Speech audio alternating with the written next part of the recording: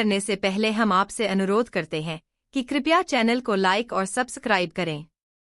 भारत के 5 submarine launch ballistic missile (SLBM) के विकास के साथ अपनी सामरिक रक्षा क्षमताओं को महत्वपूर्ण रूप से बढ़ाने के लिए तैयार है। इस उन्नत हथियार प्रणाली से भारत की परमाणु प्रतिरोधक क्षमता को बहुत मजबूती मिलने की उम्मीद है। के-5 मिसाइल की रेंज 5000 किलोमीटर से अधिक होने का अनुमान है। जब यह भारी पेलोड ले जाए तो संभावित रूप से हल्के पेलोड के साथ 8000 किलोमीटर से अधिक हो सकती है। यह क्षमता भारत की परमाणु ऊर्जा से चलने वाली पनडुब्बियों को दूर के लक्ष्यों तक पहुंचने की शक्ति से लैस करेगी, जो संभवतः यूरोप के कुछ हिस्सों से लेकर पूर्वी एशिया तक फैले हुए हैं, जो देश की सामरिक पहुंच में एक बड़ा कदम है। रक्षा हल्कों में साझा किए गए दृश्य के-5 की व्यापक परिचालन सीमा को दर्शाते हैं, अक्सर अंडमान और निकोबार द्वीप समूह के दक्षिण में हिंद महासागर में एक प्रक्षेपण बिंदु को दर्शाते हैं।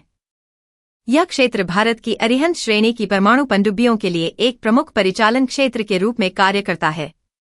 इस स्थान से 5000 किलोमीटर की रेंज मिसाइल को पश्चिमी यूरोप, मध्य पूर्व, मध्य एशिया और पूर्वी एशिया के प्रमुख क्षेत्रों जैसे चीन के पूर्वी तट, जापान और दक्षिण कोरिया सहित क्षेत्रों को कवर करने की अनुमति देती है।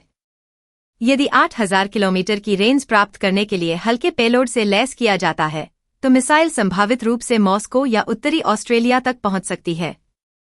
यह विस्तारित पहुंच भारत की अपने तत्काल पड़ोसियों से परे प्रभाव डालने की बढ़ती क्षमता को दर्शाती है। भारत ने चुपचाप लंबी दूरी की रडार तकनीक में आत्मनिर्भरता हासिल कर ली है, ताकि चीनी गुप्तचरों का मुकाबला किया जा सके और स्थापित यूरोपीय समकक्षों से बेहतर प्रदर्शन किया जा सके। भारत ने लंबी दूरी की रडार प्रणाली विकसित करने में अपनी क्षमताओं को काफी उन्नत किया है, जिससे उस क्षेत्र में आत्मनिर्भरता प्राप्त हुई है, जिस पर पहले यूरोपीय और अन्य वैश्विक आपूर्तिकर्ताओं से आयात का प्रभुत्व था।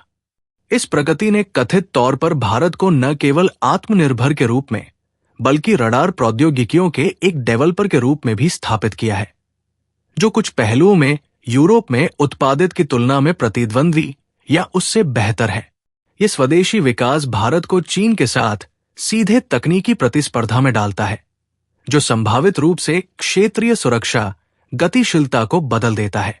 फ्रांस, यूके और स्वीडन जैसे यूरोपीय देश ऐतिहासिक रूप से परिष्कृत रडार प्रौद्योगिकी में अग्रणी रहे हैं, जो थेल्स ग्राउंड मास्टर, साब जैसी सुप्रसिद्ध प्रणालियों का उत्पादन करते हैं।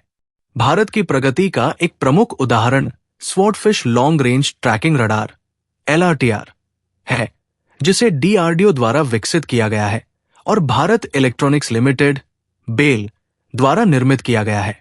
ये ऐसा रडार भारत की बैलिस्टिक मिसाइल डिफेंस (BMD) प्रणाली का एक महत्वपूर्ण हिस्सा है, जो कथित तौर पर 1500 किलोमीटर से अधिक बैलिस्टिक मिसाइलों को ट्रैक करने में सक्षम है। इस रेंज को बढ़ाने के उद्देश्य से चल रहे अपग्रेड के साथ इसकी सटीक ट्रैकिंग और फायर कंट्रोल क्षमताओं को अत्यधिक उन्नत माना जाता है, विशेष रूप से उच्च गति वाले बैलिस्टिक खतरों को रोकने के लिए। एक ऐसी क्षमता जिसे भारत के मिसाइल कार्यक्रम से जुड़े परीक्षणों के माध्यम से परिष्कृत किया गया है।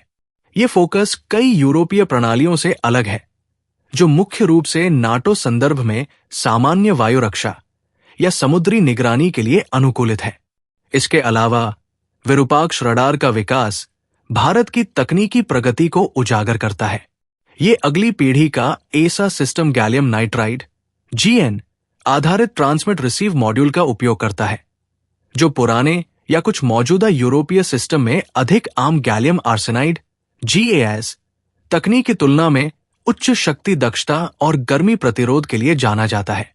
ये प्रगति भारत को चीन के सापेक्ष प्रतिस्पर्धी स्थिति में रखती है, जिसने रडार प्रौद्योगिकी में भी भारी निवेश किया है। भारतीय वायुसेना (IF) में Ashwini low level transportable radar (LLTR) को शामिल किया जाना, जो कथित तौर पर 2025 के आसपास BEL के साथ शुरू किए गए एक महत्वपूर्ण सौदे का हिस्सा है, इस प्रवृत्ति को रेखांकित करता है।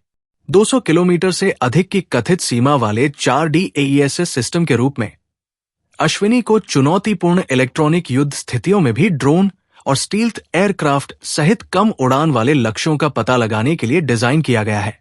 DRDO का एक अन्य विकास high power radar (HPR) Bharat के फोकस को और स्पष्ट करता है। भारत की सफलता का एक विशिष्ट कारक स्वदेशी डिजाइन, विकास और विनिर्माण स्केलेबिलिटी पर जोर देना रहा है, जो डीआरडीओ और बीएल जैसी सार्वजनिक संस्थाओं और निजी क्षेत्र की फर्मों के बीच साझेदारी के माध्यम से है। अंततः भारत द्वारा निर्मित घरेलू रडार प्रणालियों की लागत प्रभावशीलता संभावित निर्यात अवसरों को खोलती है।